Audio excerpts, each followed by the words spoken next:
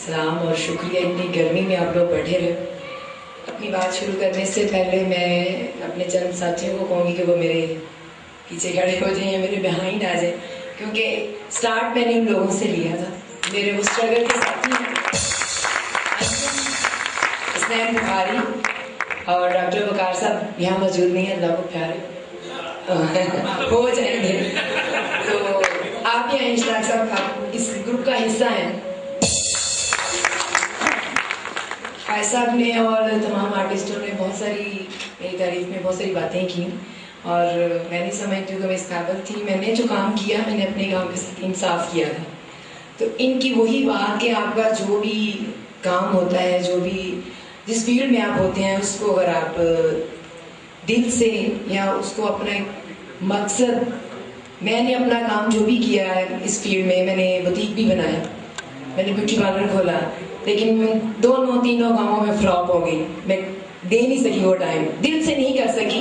इन लोगों के साथ काम करने का मकसद ये था कि इतने प्यारे और इतने सादा दिल लोग हैं कि इनके अंदर मुनाफिकत नहीं है। आपस में करते हैं, आपस में एक दूसरे के साथ करते हैं, लेकिन मैंने जब जिसके साथ काम किया इन्होंने मेरा एहतराम भी किया और मुझे फॉलो किया और मुझे अच्छा लगा कि मैं अगर किसी के साथ काम कर रही हूँ, किसी को कह रही हूँ कि आपने यहाँ खड़े होना है, तो वो मेरी बात को मानते थे, सुनते थे।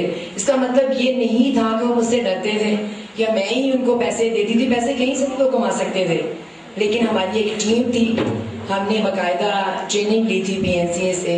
7-8 लोग थे जो आज PNCA का हिस्सा हैं और वहाँ जॉब कर रहे हैं, अच्छी सैलरी ले रहे हैं और अच्छी उनकी पहचान है। और मुझे फ़ख्र है कि वो लड़के आज अपने घर चला रहे हैं, वो इधर उधर भाग नहीं रहे हैं, क्योंकि हालात ऐसे हैं शोबिस के, यहाँ पे मोस्टली पिंडी इस्लामाबाद में वो काम वैसा नहीं है। इन लोगों का सीखा हुआ काम आज काम आ रहा है कि अपनी अपनी जगह पे ये काम कर रहे हैं। इनके साथ मैंने स्टार्ट किया 94 में और हमारा पहला टारगेट था नारोवाल। ये इतना बैकवर्ड एरिया था कि वहाँ पहला शो था। उस दौरान हकीकत के नाम से एक टीवी पे प्ले चलता था और बड़ा हिट प्ले था, बच्चों के लिए बहुत था। उसमें एक छोटी बच्ची का कैरेक्टर था। मैं और ये 4 लड़के उस जगह पे गए कि जहाँ पे खातून का बाहर निकलना समझते थे कि जी पता नहीं क्या हो जाएगा। हम door to door, shop to shop गए, हमने खुद टिकट सेल की। इवन देन के कॉलेज का हाल था और मैंने इन 4 लड़कों ने उन सीटों को खुद हमने पोछे मारे से फर्श के ऊपर और सीट्स हमने साफ की। ये बातें बताने का मेरा मकसद ये है कि अगर आज इस जगह पे मुझे अल्लाह मियां ने पहुंचाया है तो उसमें मेरी बहुत मेहनत है, मेरी नेक नीति है। मैंने अपने काम को काम समझा और उन लोगों को मैंने अपना हिस्सा समझा। मैंने उनको अपने से छोटा नहीं समझा। मैंने काम किया है, मेरे साथ खड़े हैं तो मैंने उनको अपनी ही अहमियत दी है। वो कि उनको ऐसे पैसे दे दो, लेकिन फिर भी मैंने एक लड़की की ड्यूटी लगाई है कि यार मुझे अच्छा नहीं लगता कि मैं उनको ऐसे पैसे दूँ। उनको इन्वेस्ट में डाल के लिस्ट बना दी और हसनैन मेरे अकाउंट में होता था, जिसके ऊपर मैं आके बंद करके एतमाद करती थी कि लाखों रुपया इसके पास होता था। मुझे फिक्र नहीं होती थी कि पैसे इधर उधर कहीं हो जाएंगे। ये वो लोग हैं जिन्होंने नेक नीति से, और मेरा ख्याल है कि जो मेरी आज मेहनत है और मेरी कामयाबी का जो राज है वो ये है कि हम नेक नीति से काम करते हैं। ये नेक नीति के लोग थे। बाकी फील्ड में जितने भी हम, रही खायद साहब की बात, वो तो एक फैमिली मेंबर है मेरा। मैंने उसको कभी भी आर्टिस्ट नहीं समझा, कभी भी मैंने इसको आर्टिस्ट नहीं समझा। वो कि वो बहुत अच्छा आर्टिस्ट है। मुझे कभी भी जरूरत पड़ी है, बोले ने कहा कि जी मुझे उन्होंने वहां भेज दिया, उधर भेज दिया। हमारी बहुत लड़ाइयाँ हुई इंतजामिया से, लोगों से।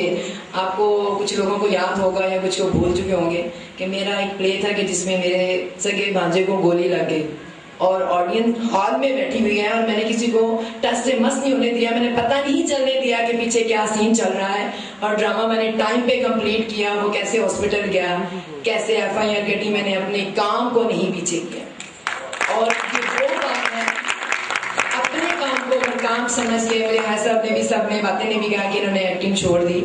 वो वजह ये थी कि मैंने एक फील्ड ली कि मैंने डायरेक्ट करना है, मैंने प्रोड्यूस करना है, तो मैं उस रगड़ पे चलूँ ना तो इसके कि मैं कहीं एक्टिंग कर रही हूँ, पीछे मेरे प्रॉप्स खत्म हो गए हैं, हॉल में ऑडियंस नहीं आई है, मेरा स्पॉन्सर नहीं पहुंचा। तो मैंने उन सारे कामों को सामने रखते हुए एक काम को मैंने चूज किया कि एक काम कर लो, अच्छा कर लो, और वो जो किया आपके सामने है। ताला आपका बहुत शुक्रिया, भोले तुम्हारा बहुत शुक्रिया। गो के जब भी कभी प्रेस कॉन्फ्रेंस होती थी तमाम आर्टिस्टों के स्विच ऑफ होते थे, एक मसूद खाजा और एक मैं। हम मिनिस्ट्री ऑफ कल्चर में जा रहे हैं, मोहम्मद अली दुरानी साहब थे उस दौरान जब हमसे लियाकत हाल ले लिया गया। वाहिद मैं थी और ख्वाजा था जो हमने धरना भी दिया लियाकत हाल के बाहर, और दोनों थे। मैंने कहा ख्वाजा टेंशन लगा, तेरी इत्तिसामत है नहीं है कि सामने कोई जरूरत नहीं किसी तीसरे बंदे, सबके फोन ऑफ होते थे और हम दोनों बंदे थे कि कहीं जा रहे हैं, बोल रहे हैं, प्रेस कॉन्फ्रेंस कह रहे हैं। बाद में फिर आहिस्ता आहिस्ता यार मोहम्मद साहब हमारे साथ मिले, फिर इन्होंने लोगों को उठाया कि नहीं जी इस काम के लिए एक साथ होना है, अपनी नींदें छोड़ो, उस काम के लिए खड़े हो जाओ जहाँ से आपके चूल्हे जलते हैं। सजाद किश्वर साहब मेरे बुजुर्गों की जगह है, मैं इनको हमेशा से अपने बाप के दर्जा देती हूँ और इन्होंने भी हमेशा मुझे बेटी की तरह प्यार दिया और बच्चों ने भी, घर में भी, सब एक लाइक फैमिली की तरह। मेरी शुरू से जो ट्रेनिंग बोलने की, बात करने की, मैंने जो सीखा मैंने इनसे सीखा। मुझे बिल्कुल बोलना नहीं आता था, मैं टोटली फैमिली की बड़ी शर्मीली सी और बड़ी कम वो बात करने वाली खातून थी। तो इन्होंने जब मुझे ऑफर किया तो मैंने कहा जी मैं बोल नहीं सकूंगी। उन्होंने कहा नहीं मैं तुम्हें सिखाऊंगा, और फिर उन्होंने मुझे बकायदा रीडिंग करके बताई, स्क्रिप्ट सामने रखा, मुझे बोलना, जहाँ पे पॉज देना, जहाँ पे आगे जाके बात करनी है, वो सारा कुछ मैंने इनसे सीखा। और यही वजह है कि आपने बड़ों का जब पल्ला पकड़ लेते हैं तो बंदा कभी नाकाम नहीं होता। जब भी कोई काम करना अपना एक गुरु मानिए, किसी एक बड़े को मान लें कि ये हमारा बड़ा है, उसको फॉलो करें। किसी भी फील्ड में है, आप सियासत में हैं, आप डॉक्टर हैं या कहीं भी किसी शोबे से हैं, आपने जब किसी अपने एक बड़े को पकड़ लिया है तो उसकी दुआओं से और घर वालों की दुआओं से आप जरूर कामयाब होते हैं। मैं बहुत सारी बातें नहीं करूंगी क्योंकि बहुत गर्मी है, मुझे खुद लग रही है और आप लोगों का बहुत मैंने टाइम ले लिया। मैं हसनैन का बहुत शुक्रिया अदा करती हूँ, इसने इन हालात में इतने सारे लोगों को इकट्ठा कर लिया और इस बेचारे ने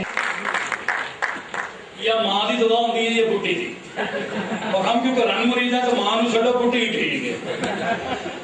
जनाब ये हसनैन साहब की तरफ से आपको आइंदा कोई भी फिक्का आर्टिस्ट लगे उसके लिए आपको गिफ्ट दे रहे हैं। बहुत सी तालियां म्यूजिक के साथ।